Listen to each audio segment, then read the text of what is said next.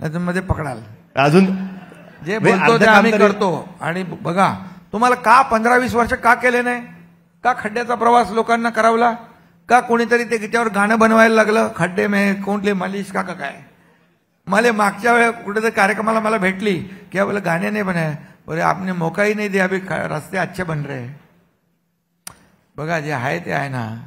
आम्ही ज्या दिवशी मुख्यमंत्री मी झालो ना त्याच्या एका आठवड्यात मी आणि देवेंद्रजींनी चेलला बोलवलं आणि सांगितलं तुम्ही हे का दरवर्षी रिपेअरिंगला का डांबराचे रस्ते दरवर्षी दुरुस्ती करता, कॉन्क्रीटचे रस्ते का करत नाही?